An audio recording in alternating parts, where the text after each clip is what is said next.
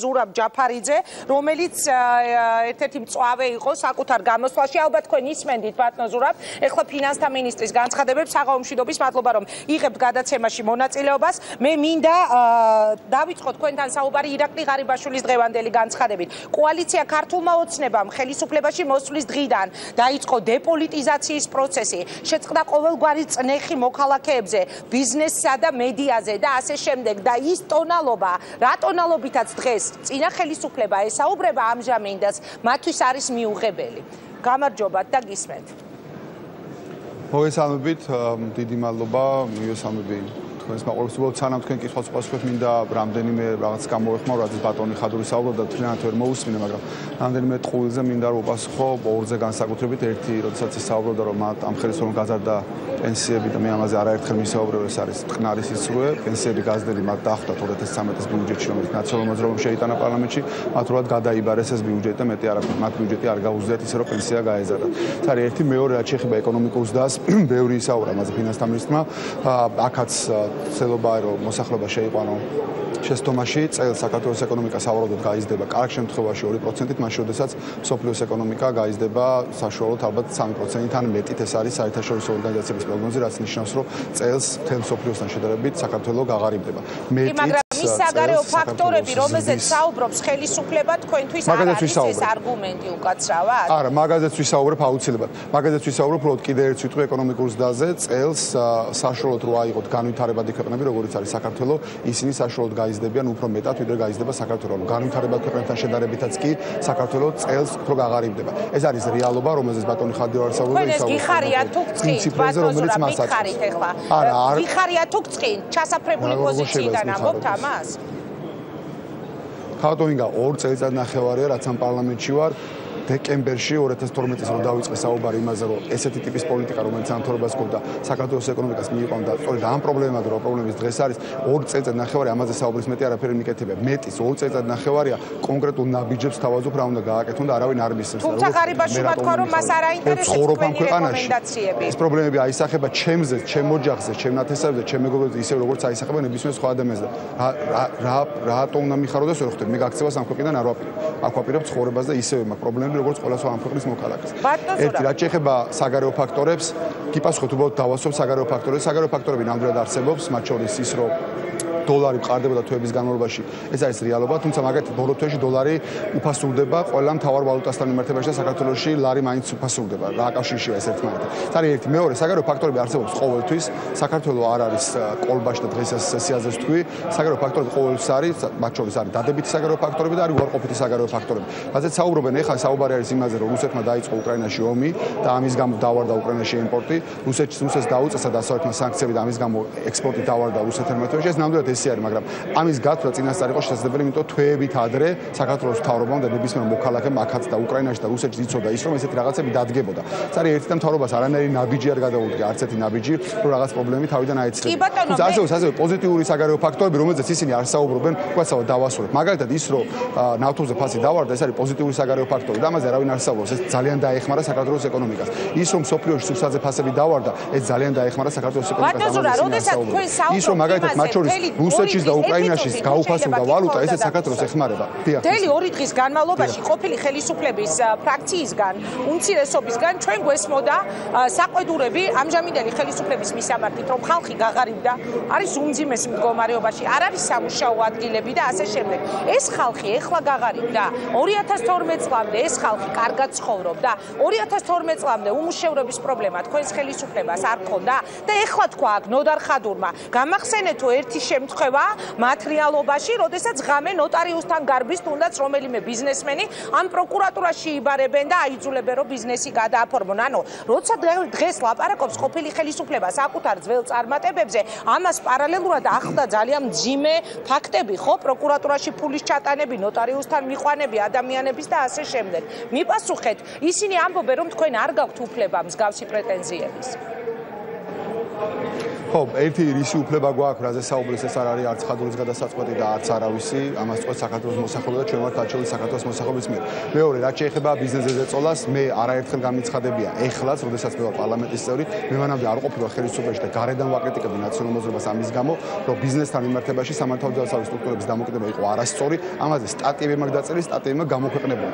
მაგრამ ის რომ ესეთი რაღაცები ეხლა არ ხდება, ეს არის ტყუილი, ეხლა ბიზნესთან დაკავშირებით პრობლემებზე საუბრობს მაგალითად შვეიცარიის ელჩი საქართველოში, ამაზე საუბრობს საერთაშორისო სავაჭრო პალატის თავმჯდომარე თუ პრეზიდენტი და ის მასშტაბებია თუნდაც თუ არის საუბრობენ ავტორიტეტული ადამიანები და არსებობს მხოლოდ ნაციონალური მოძრაობა. მე არ ვიცი კონკრეტულად რომელ ბიზნესებზე არის საუბარი, იმიტომ რომ ეს არის რაღაც კონფიდენციალური ინფორმაცია, რომელსაც არასაჯაროებს არც შვეიცარიის ელჩი, არც საერთაშორისო სავაჭრო პალატის პრეზიდენტი, მაგრამ ფაქტია რომ ესეთი რაღაცები ხდება. მაგალითად დღეს მოხდა ფაქტი. აზერბაიჯანული ერთ-ერთმა კომპანიამ გააჩერა $700 მილიონ პროექტი. მიზეზები არ დაუსახელებია, მაგრამ ცალსახად ჩანს რომ მას აქვს პრობლემები მთავრობასთან. $700 მილიონიან პროექტს ესე უცებ ერთ დღეში არავინ არ აჩერებს. გაჩერებული ბიზნესები და გადახდილი ქვების გროვაში მილიონები ბევრი შეიძლება გადახსნას. თქვენ რა კითხების დამისვით უმუშევრობასთან და სიგარებასთან დაკავშირებით. არავის არ უთქვამს რომ სიგარები მანამდე არ არსებობდა, სიგარები არსებობდა ჩვენ სამწუხაროდ იმის გამო რომ 90-იან წლების დასაწყისში, როდესაც საბჭოთა კავშირი დაიშალა, ჩვენი ეკონომიკა იმდენად ჩამოიშალა, რომ ესე არ ჩამოშილა გერმანიის ეკონომიკა მეორე მსოფლიო ომის შემდეგ და ვიწყებთ ძალიან დაბალი ნიშნულიდან მოგვიწია სვლა. მათ შორის 90-იან წლების დიდი ნახევარი ჩვენ გავატარეთ ძალიან ცუდ პირობებში და ეკონომიკური და ძალიან ცუდად გქონდა მოკითხვა, ტემპი იყო ძალიან ცუდი. 2003 წლიდან 2012 წლის ჩათვლით ჩვენ გქონდა კარგი ეკონომიკური და ამაზე არის სახელმძღვანელოები დაწერილი. ანუ ეკონომიკური პოლიტიკის უდიდესი ნაწილი მაშინდელი ხელისუფლების იყო სწორი, მაგრამ რადგან მე საუბრობ შედარებაზე, ეხლა უფრო უჭირს, ეხლა უფრო ღარიბი იყო თუ მაშინ უფრო ღარიბი იყო. ამაზე მე კი არ ვსაუბრობ, ამაზე საუბრობ საერთაშორისო სავალუტო ფონდის, მაგალითად ან თუნდაც მაგალითად ფიჩი შეგიძლიათ აიღოთ, სადაც პირდაპირ წერია, რომ წელს დოლარში გამოხატული ერთ სულ მოსახლეზე მთლიანი შიდა პროდუქტი, ანუ ეკონომიკა საქართველოში შემცირდება $700. ანუ საშუალო თითოეული საქართველოს მოქალაქე საშუალოდ გაღარიბდება $700. ესეთი რამე არ მომხდარა მანამდე, მოხდა მხოლოდ 2008 წლის ომის შემდეგ, როდესაც ხონდა ვარდნა. სხვა ესეთი შემთხვევა არ ყოფილა. ეხლა არანაირი ომი არა გვაქვს და არაფერი გვაქვს და მოხდა გაღარიბება და კიდევ ვიმეორებ, ეს არ არის ნაციონალური მოძრაობის პოზიცია, ამაზე საუბრობენ საერთაშორისო ორგანიზაციები. ბოლომდე იქნებით დღევანდელ სხდომაზე, თუმცა არაპირებთ რომ ნდობა გამოუცხადოთ მთავრობას. გასაგებია და თუ შეგიძლიათ მითხრათ, რა არის თქვენი მთავარი პრეტენზია და მე გადავალ შემდეგ სტუმართან დღევანდელ ხელისუფლებასთან, მინისტრთა კაბინეტთან. კი ბატონო, ამ თავრობის ამ შემადგენლობას არენდობა არა მხოლოდ ნაციონალური მოძრაობა, თავრობის ამ შემადგენლობას არენდობიან ინვესტორები, არენდობა ადგილობრივი ბიზნესი. მათ არენდობა მათ შორის ჩვენი დასავლელი პარტნიორები და დღეს გახდა ცნობილი, რომ რიგის სამიტზე საქართველო ვერ მიიღებს უვიზო მიმოსვლას ევროკავშირთან. ეს არის კონკრეტული განაცხადი იმაზე, რომ სწორედ ამ თავრობას არანაირი ნდობა არ აქვს. ამ თავრობას არენდობა ამ ქვეყნის მოსახლეობის უდიდესი უმრავლესობა უკვე, რომელსაც 2 წელიწად ნახევარში დაინახა, რომ ესენი არის უბრალოდ უსაქმურები, რომლებიც ზიანდა და მხოლოდ საკუთარი კომფორტისთვის არიან იმ ადგილებზე, სადაც არიან და მეც არაფერს არ აკეთებენ. ჩვენ ცხადია მათ დობას ვერ გამოვუცხადეთ, რომ ჩვენი შეფასებით ამ თორობის პოლიტიკა, განსაკუთრებით ეკონომიკური პოლიტიკა, აღარ ლაპარაკობს საგარეოზე, აღარ ლაპარაკობს სხვა ტიპის პოლიტიკაზე, იყო კატასტროფული. ჩვენ მათ ვაფრთხილებდით 2 წელიწად ნახევარი, რომ ეს ყველაფერი მიიყვანდა ქვეყანას იმ მდგომარეობამდე, რა მდგომარეობაში დღეს ვართ, ისინი არ გვისმენდნენ, დაგვრცინოდნენ, აბუჩად ვიგდებდნენ და იძახდნენ როგორც დღეს, რომ ჩვენგან სასწავლებელი მათ არაფერი არ აქვს და მივედით იმ რეალობამდე, რა რეალობას დღეს გვაქვს. ბატონო აისახა ლარის კურსზე, ჩვენ დღეს გვაქვს სავალუტო კრიზისი, რომელიც აუცილებლად გადავა სხვა ტიპის კრიზისებში, ამიტომ ეს სამწუხარო რეალობა არის, მაგრამ ეს არის ის, რომ ჩვენ ეკონომიკის პრობლემები კიდევ უფრო გაღრმავდება უახლოესი სავარაუდოდ ალბათ. კარგი, და ერთი კითხვა უნდა დაგისვა, თუ შეიძლება. თქვენ როგორ ფიქრობთ, როდესაც ქვეყანაში არსებულ სიტუაციაზე საუბრობ და ანალიზს აკეთებთ? ის დრო, მე კიდევ ერთხელ გავიხსენებ და ამაზე დღეს პრემიერმა არაერთხელ გააკეთა განცხადება, რომელიც იყო ნაციონალური მოძრაობის მმართველობის დრო, როდესაც იყო ბიზნესების დატერორების დრო, როდესაც ქვების გროვაში მილიონებს ახდევდნენ ადამიანებს და დღევანდელი დრო არ განსხვავდება ერთმანეთსგან იგივე ბიზნესის თავისუფლებით თუნდაც? ბიუჯეტის შევსების გზები ძველსა და ამ რეალობაში პერიოდში როგორი იყო ნაციონალური მოძრაობის ეკონომიკური პოლიტიკა, მე შემიძლია ცალსახედ გითხრათ, რომ იყო უმეტესწილად სწორი განსაკუთრებით პირველ წლებში, თუმცა მე შემიძლია გითხრათ, რაზეც მე მაშინ ვსაუბრობდი, ის რომ კიდე გავიმეორებ, ბიზნესთან დამოკიდებულება სამართალდამცავი სტრუქტურების იყო ზედმეტად ხისტი და არასწორი.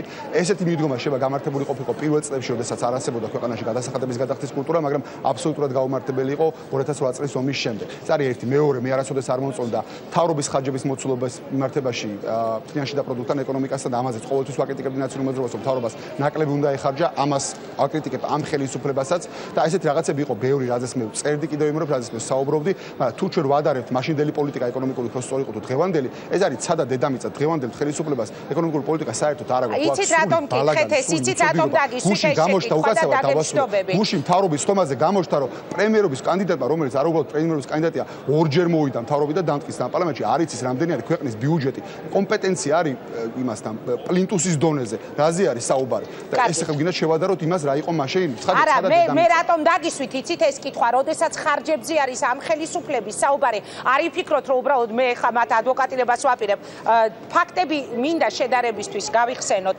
ობიექტურები რომ ვიყოთ ხარჯები აი კამრების შემოწერის გამო აკრიტიკებ თუ არ შემოჭერეს აი იქ რაღაც პრემიები და ასე შემდეგ ეს ის ქვეყანაა სადაც ყოფილ პრეზიდენტს თვითმფრინავით ჩამოყავდა მასაჟისტი გნებავთ ბიუჯეტის ხარჯი არა მე თქვენგან გულწრფელ პასუხსველი ვისი ხარჯები იყო თქო უფრო ცუდი ის თუ ჩამოყავდა შემიძლია სასაღი გითხრათ რომ ესეთი რამე არ უნდა მომხდარიყო მაგრამ მე აქ ესეთი ტიპის ხარჯებზე კი არ მაქვს და არც იმაზე არ მაქვს საუბარი ხა ესენი ბაღად ჯიპებში და ბილავეთში ხარჯობს ამაზე არ მე მქონდა საუბარი იმაზე რომ ზოგადად ჩვენ ხარჯავდით ეკონომიკასთან მიმართებაში დაახლოებით 36% თლიანი შიდა პროდუქტის და ჩემი აზრით არის არასწორი იმიტომ ჩვენ უნდა დაგვეხარჯა გასწრებით ნაკლები რო ქონოდა სწრაფი ზრდა და იგივე ზონები ამ ზოგადად უნდა დახარჯონ ნაკლები არა კონკრეტული რაღაცა ხარჯი მანქანა არ უნდა იყიდვანეს არამედ ზოგადად ნაკლები უნდა დახარჯონ მათ შორის საკუთარ კომფორტზეც და ხარჯების შეფარდება უნდა იყოს ჩემი აზრით არა უმეტეს 20%-ისა იმისათვის თუ ჩვენ გვინდა რომ სწრაფად გავიზარდოთ და მაგალითად 20-30 წელიწადში დავეწიოთ ევროპულ დონეს თუ ჩვენ ეს არ გვინდა და ჩვენ შეგვიძლია